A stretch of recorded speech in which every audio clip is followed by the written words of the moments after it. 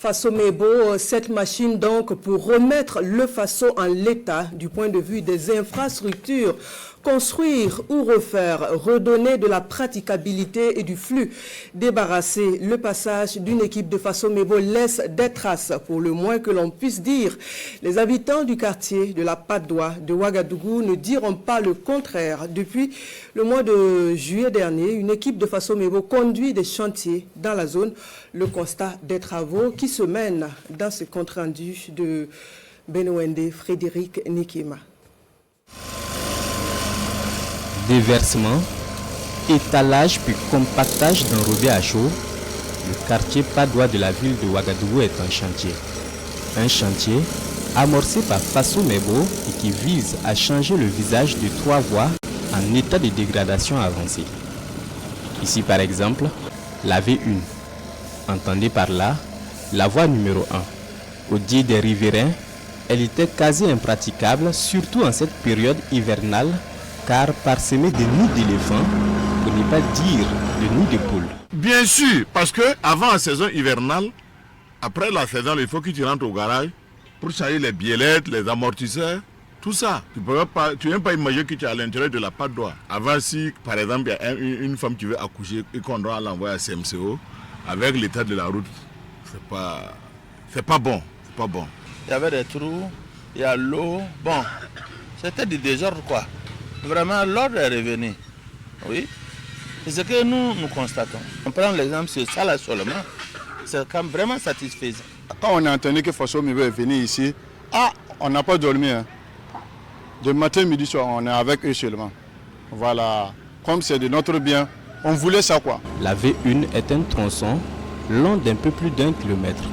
Elle part de la pharmacie Koura jusqu'à l'intersection de la voie juxtaposée à la mosquée Oumarou Kanazoué.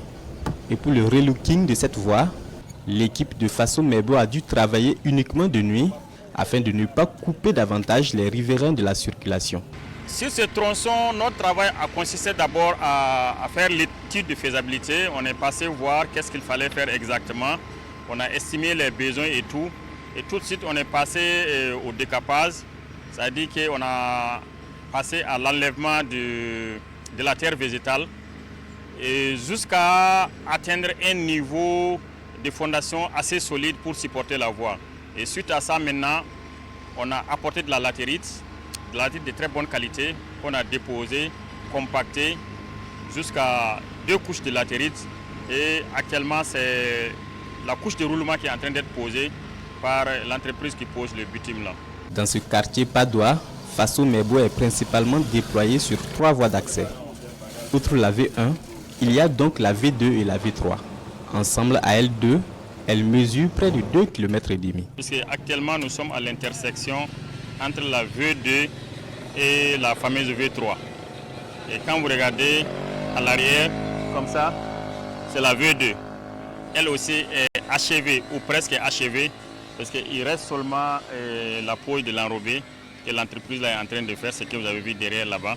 Ils sont en train de venir progressivement.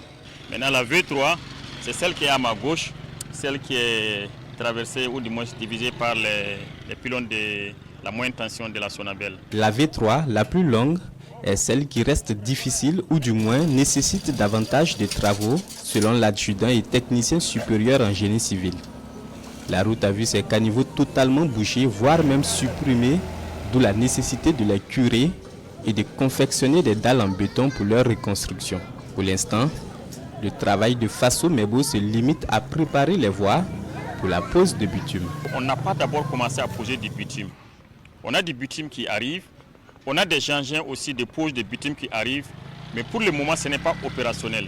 Donc ça fait que quand on termine une voie, on est obligé de faire appel à d'autres sociétés plus habilitées pour venir poser les bitumes. Et c'est ce qui se passe actuellement sur la V1 et la V2. On a achevé les voies, c'est propre, mais pour le bitume, c'est une autre société, une société externe qui vient poser. Presque en fin de mission à la Patte d'Oie, l'équipe de Faso Mebo dit reconnaître que le besoin en termes de route reste énorme dans ce quartier.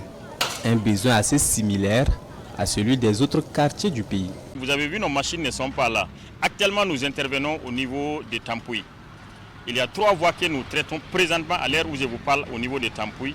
Et c'est des voies qui sont distantes de 2 km et quelques. Elles sont aussi abîmées et aussi dégradées que celles qu'on a trouvées au niveau de la Padoua ici.